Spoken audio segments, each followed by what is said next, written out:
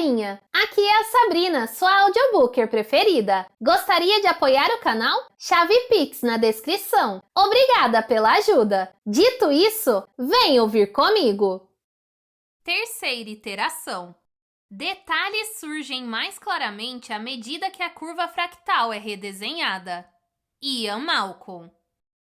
Jurassic Park. Eles entraram em um túnel verde formado por palmeiras curvadas no topo, levando-os para o principal prédio de visitantes. Em todo lugar, plantas vastas e elaboradas enfatizavam a sensação de que estavam entrando em um mundo novo, um mundo tropical e pré-histórico, e deixando o normal para trás. Ellie disse a Grant: "Eles parecem muito bons." "Parecem", disse Grant. "Eu quero ver bem de perto.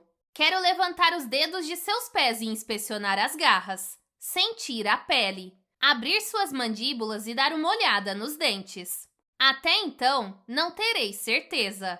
Mas eles parecem bons." "Suponho que isso influencie um pouco a sua área de trabalho", disse Malcolm. Grant chacoalhou a cabeça. "Isso muda tudo", disse ele. Por 150 anos, desde a descoberta de ossos gigantescos de animais na Europa, o estudo dos dinossauros foi um exercício de dedução científica. Paleontologia era essencialmente um trabalho de detetive em busca de pistas nos ossos fósseis e nas trilhas de gigantes há muito desaparecidos. Os melhores paleontólogos eram aqueles que conseguiam tirar as conclusões mais inteligentes. E todas as grandes disputas da paleontologia se desenrolavam assim. Inclusive o debate amargo, no qual Grant era uma figura essencial, sobre a possibilidade de os dinossauros terem sangue quente.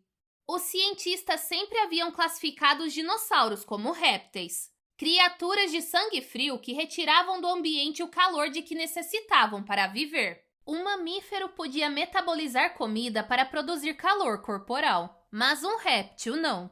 Em certo momento, um punhado de pesquisadores, liderados principalmente por John Ostrom e Robert Baker em Yale, começaram a suspeitar que o conceito de dinossauros lentos e de sangue frio era inadequado para explicar os registros fósseis. À moda clássica da dedução, eles tiraram suas conclusões de várias linhas de evidência. A primeira era a postura. Lagartos e répteis eram esparramados, com pernas curvas, abraçando o solo para obter calor. Lagartos não tinham energia para ficar de pé sobre as patas traseiras por mais do que poucos segundos. Mas os dinossauros mantinham-se de pé sobre pernas retas, e vários caminhavam eretos sobre as patas traseiras. Entre os animais vivos, a postura ereta ocorria apenas em mamíferos e pássaros, animais de sangue quente. Assim, a postura dos dinossauros sugeria o sangue quente. Em seguida, estudaram o metabolismo, calculando a pressão necessária para empurrar o sangue pelos mais de 5 metros de pescoço de um braquiossauro, e concluíram que isso só seria possível com um coração de 4 câmaras e sangue quente. Eles estudaram trilhas, rastros fósseis deixados na lama, e concluíram que os dinossauros corriam com a mesma velocidade que um ser humano. Tal atividade implicava sangue quente. Encontraram restos de dinossauros acima do Círculo Ártico em um ambiente frígido inimaginável para um réptil. E os novos estudos de comportamento de grupo, baseados amplamente no próprio trabalho de Grant, sugeriam que os dinossauros tinham uma vida social complexa e criavam seus filhotes, ao contrário dos répteis. As tartarugas abandonam seus ovos, mas os dinossauros provavelmente não. A controvérsia do sangue quente se estendeu com violência por 15 anos, antes que uma nova percepção dos dinossauros como animais ativos e de movimentos rápidos fosse aceita. Mas isso não ocorreu sem o nascimento de animosidades duradouras. Em convenções, ainda havia colegas que não falavam uns com os outros. Contudo, agora, se os dinossauros podiam ser clonados, ora, o campo de estudo de Grant mudaria instantaneamente. O estudo paleontológico dos dinossauros estava acabado. Todo o empreendimento, as salas de museu com seus esqueletos gigantes e rebanhos de alunos ecoando, os laboratórios universitários com suas bandejas de ossos, os trabalhos de pesquisa, as revistas. Tudo isso iria acabar. Você não parece chateado, disse Malcolm. Grant balançou a cabeça. Tem sido discutido na área. Muitas pessoas imaginaram que isso estava prestes a acontecer, mas não tão rápido. A história da nossa espécie, disse Malcolm rindo. Todo mundo sabe que está vindo, mas não tão rápido.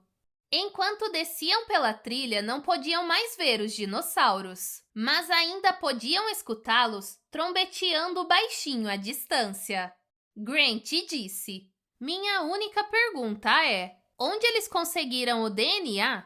Grant estava ciente da séria especulação em laboratórios de Berkeley, Tóquio e Londres de que, eventualmente, talvez fosse possível clonar um animal extinto, como um dinossauro, se você conseguisse algum DNA de dinossauro com o qual trabalhar. O problema era que todos os dinossauros conhecidos eram fósseis, e a fossilização destruía a maior parte do DNA, substituindo-o por material inorgânico. É claro que se um dinossauro fosse congelado, ou preservado em um pântano, ou mumificado em um ambiente desértico, então seu DNA talvez fosse recuperável. Mas ninguém jamais descobriu um dinossauro congelado ou mumificado. Assim, clonagem era, portanto, impossível. Não havia o que clonar. Toda a tecnologia genética moderna era inútil. Era como ter uma máquina Xerox, mas nenhum original para copiar. Ellie disse: Não se pode reproduzir um dinossauro real porque não se consegue o DNA de um dinossauro real. A menos que haja algum jeito em que nós não pensamos. Como o quê? Perguntou ela. Não sei, respondeu Grant. Além de uma cerca, eles chegaram a uma piscina que caía em uma série de cascatas e piscinas menores de pedra. A área tinha sido decorada com samambaias imensas. Isso não é extraordinário? Disse Ed Regis. Especialmente em um dia de nevoeiro. Essas plantas contribuem muito para a atmosfera pré-histórica. Essas são samambaias jurássicas autênticas, é claro. Ellie parou para olhar as samambaias com mais atenção. Sim, era exatamente como ele dissera. Serena veriformans. Uma planta encontrada com abundância em fósseis com mais de 200 milhões de anos, agora recorrente apenas nos pântanos do Brasil e da Colômbia. Mas fosse lá quem tivesse decidido colocar essa samambaia em especial ao lado da piscina, obviamente não sabia que os esporos da veriformans continham um alcaloide beta-carbolina letal. Até mesmo o simples toque das atraentes folhagens verdes poderia deixar alguém doente. E se uma criança comesse um bocado, a morte era quase certa. A toxina era 50 vezes mais venenosa do que a do loendro. As pessoas eram tão ingênuas a respeito disso, pensou Ellie. Elas escolhiam as plantas apenas pela aparência como escolheriam um quadro para a parede. Nunca lhes ocorria que elas fossem de fato seres vivos, executando todas as funções vitais como respiração, ingestão, excreção, reprodução e defesa. Mas ele sabia que na história da Terra, as plantas haviam evoluído de maneira tão competitiva quanto os animais, e em alguns aspectos, com mais ferocidade. O veneno da Serena veriformans era um pequeno exemplo do elaborado arsenal químico de armas que as plantas desenvolveram. Havia os terpenos, que as plantas espalhavam para envenenar o solo ao redor delas e inibir concorrentes. Alcaloides, que as deixavam intragáveis para insetos e predadores. E crianças. E feromônios usados para comunicação. Quando um abeto de Douglas era atacado por abelhas, ele produzia uma substância química redutora do apetite, assim como todos os outros abetos de Douglas em outras partes da floresta. Isso ocorria em resposta a um alelo químico de alerta secretado pelas árvores que estavam sob ataque. As pessoas que imaginavam que a vida na Terra consistia em animais movendo-se sobre um pano de fundo verde tinham uma compreensão profundamente equivocada do que estavam vendo. Aquele plano de fundo verde estava completamente vivo. As plantas cresciam, se moviam, retorciam e reviravam lutando pelo sol. E elas sempre interagiam com os animais. algumas desencorajando, com cascas e espinhos, outras envenenando, e outras ainda alimentando-os para auxiliar sua própria reprodução, para espalhar seu pólen em suas sementes. Era um processo dinâmico e complexo que ela nunca deixava de achar fascinante, e que ela sabia que a maioria das pessoas simplesmente não entendia. Mas se o plantio de samambaias letais junto à piscina servia de indicação, então estava claro que os projetistas do Jurassic Park não tinham sido tão cuidadosos quanto deveriam. Não é simplesmente maravilhoso? Dizia Ed Regis. Se vocês olharem logo ali adiante, poderão ver nosso alojamento, Safari. Ele viu um prédio baixo e dramático, com uma série de pirâmides de vidro no teto. É onde vocês vão ficar aqui no Jurassic Park.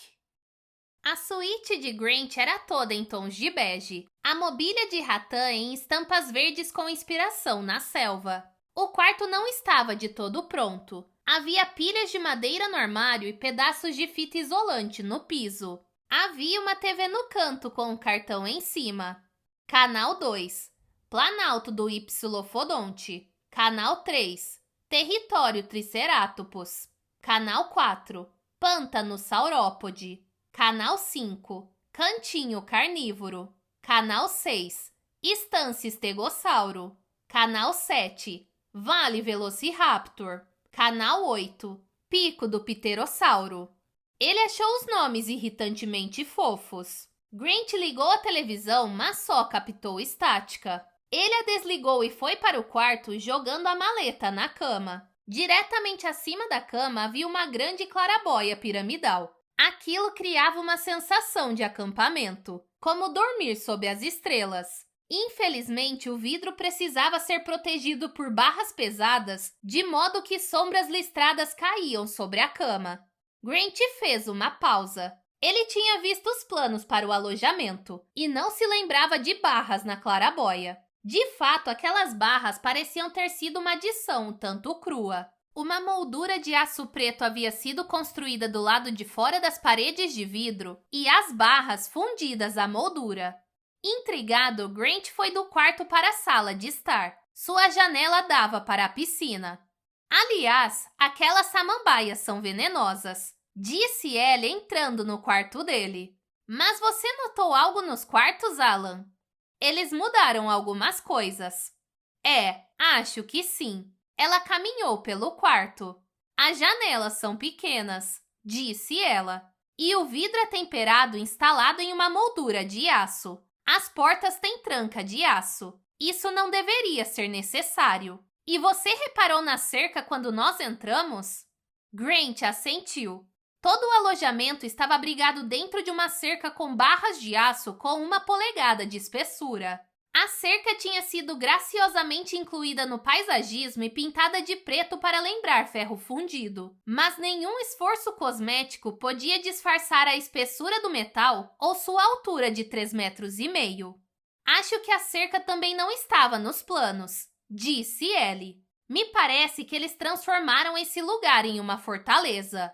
Grant olhou para seu relógio. Vou me certificar de perguntar o motivo, disse ele. O passeio começa em 20 minutos. Quando os dinossauros dominavam a Terra. Eles se encontraram no prédio dos visitantes. 2 andares, todo de vidro com vigas e suportes pretos adonizados e expostos. Grant achou tudo determinadamente high-tech.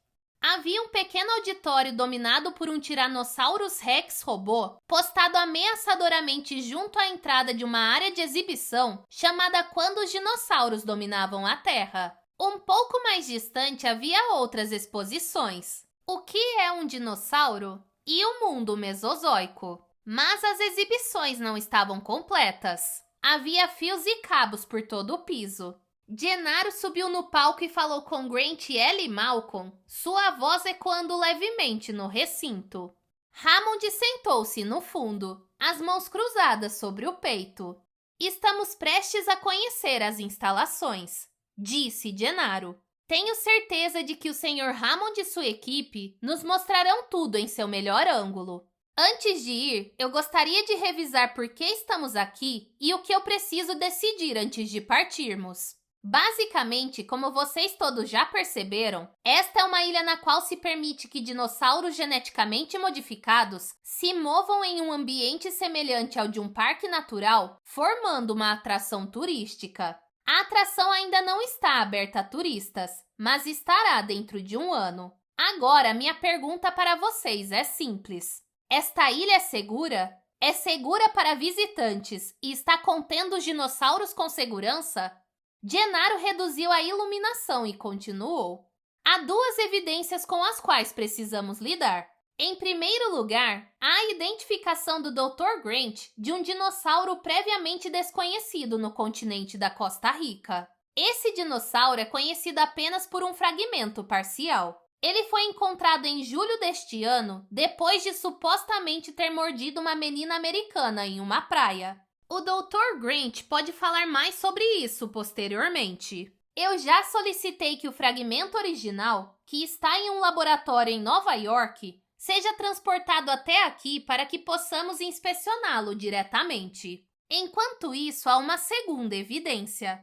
A Costa Rica tem um excelente serviço médico que rastreia todo tipo de dados. Desde março, existem relatos de lagartos mordendo bebês em seus berços. E também devo acrescentar, mordendo idosos que estavam dormindo profundamente. Essas mordidas de lagartos foram relatadas esporadicamente em vilarejos costeiros, de Ismaloia até Punta Arenas. Depois de março, não foram mais registradas mordidas de lagarto. Contudo, eu tenho esse gráfico do Serviço de Saúde Pública de São José sobre mortalidade infantil nas cidades da Costa Oeste esse ano. Ele continuou. Chamo a atenção de vocês para as duas características nesse gráfico, disse Gennaro. Primeiro, a mortalidade infantil está baixa nos meses de janeiro e fevereiro, então tem um pico em março. Depois fica baixa de novo em abril, mas de maio em diante fica alta até julho, o mês em que a menina americana foi mordida. O Serviço de Saúde Pública sente que há algo afetando a mortalidade infantil e que isso não está sendo registrado pelos trabalhadores nos vilarejos costeiros. A segunda característica é esse intrigante pico quinzenal, que parece sugerir a ocorrência de algum fenômeno de alternação. As luzes voltaram a aumentar. Certo, prosseguiu Gennaro. Quero alguma explicação para essa evidência. Agora há alguma... Podemos nos poupar de muito trabalho, disse Malcolm. Eu explico isso para você agora. Explica? Disse Gennaro. Claro, disse Malcolm. Para começo de conversa, alguns animais muito provavelmente saíram da ilha. Ah, merda! Rosnou Hammond, do fundo da sala. E depois... O gráfico do Serviço de Saúde Público quase certamente não tem nenhuma relação com quaisquer animais que tenham escapado. Grant disse. Como você sabe disso? Você pode notar que o gráfico alterna picos altos e picos mais baixos, disse Malcolm. Isso é típico de vários sistemas complexos. Por exemplo, água pingando de uma torneira. Se você abrir o registro apenas um pouquinho, vai ter um gotejar constante assim, ping, ping, ping. Mas se abrir um pouco mais, de modo que haja um pouco de turbulência no fluxo, então obterá alternadamente gotas grandes e pequenas. Ping, ping, ping, ping. Desse jeito. Pode tentar você mesmo. A turbulência produz alternância. É uma assinatura. E você obtém um gráfico alternante como esse para o alastramento de qualquer nova doença em uma comunidade. Mas por que você diz que isso não foi causado por dinossauros fugitivos? Perguntou Grant.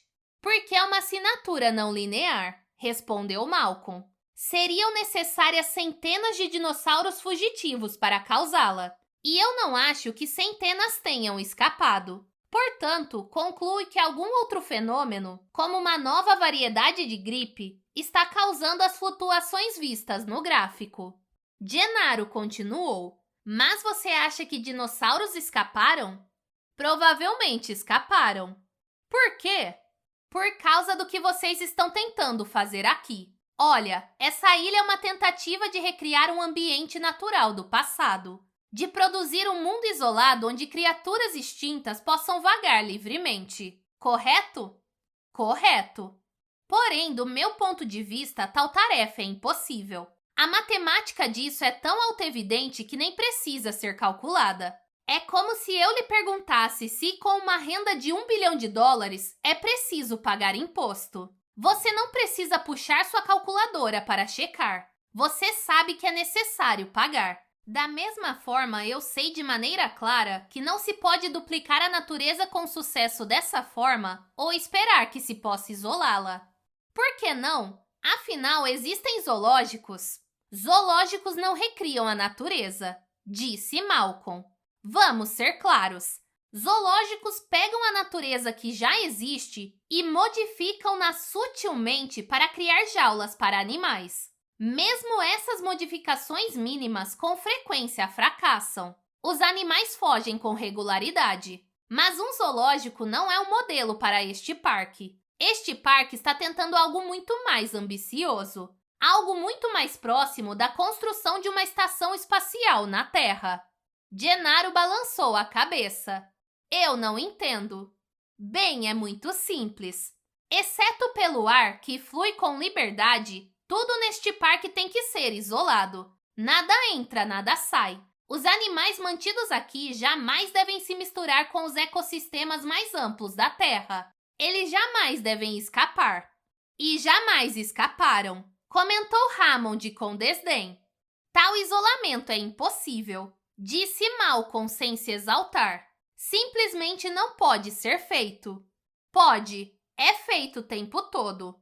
Desculpe, disse Malcolm, mas você não sabe do que está falando. Seu moleque arrogante! Bufou Hammond. Ele se levantou e saiu da sala. Cavalheiros, cavalheiros! Apaziguou Gennaro. Me desculpe, continuou Malcolm, mas a questão permanece. O que chamamos de natureza é, na verdade, um sistema complexo de sutileza muito maior do que estamos dispostos a aceitar. Fazemos uma imagem simplificada da natureza e então avacalhamos tudo. Eu não sou um ambientalista, mas você precisa entender o que não está entendendo. Quantas vezes esse ponto precisa ser declarado? Quantas vezes precisamos ver a evidência? Nós construímos a represa de Assuã e dizemos que ela vai revitalizar o país. Em vez disso, ela destrói o fértil delta do Nilo, produz infestação parasitária e acaba com a economia do Egito. Nós construímos a... Com licença, disse Gennaro, mas acho que ouvi o helicóptero. Provavelmente é o espécime para o Dr. Grant olhar. Ele saiu da sala. Todos o seguiram. No sopé da montanha, Gennaro estava gritando acima do som do helicóptero. As veias de seu pescoço estavam saltadas. Você fez o quê? Convidou quem? Pega leve, disse Hammond. Gennaro gritou. Você está maluco, é? Olha aqui, disse Hammond, endireitando as costas. Acho que temos de deixar algo bem claro. Não! Interrompeu Gennaro. Não! Você precisa que eu deixe algo bem claro. Isso não é um passeio social. Não é uma excursão de final de semana. Esta é a minha ilha, continuou Hammond. E eu posso convidar quem eu quiser. Esta é uma investigação séria da sua ilha, porque seus investidores estão preocupados que ela esteja fora de controle.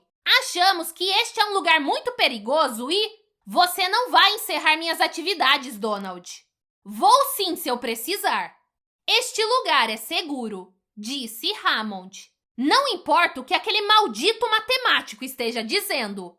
Não é! E eu vou demonstrar que ele é seguro. E eu quero que você os coloque de volta naquele helicóptero agora mesmo. Não posso, disse Hammond, apontando para as nuvens. Ele já está partindo. E, de fato, o ruído dos rotores estava sumindo. Droga! Disse Gennaro. Você não percebe que está arriscando sem necessidade? Respondeu Hammond.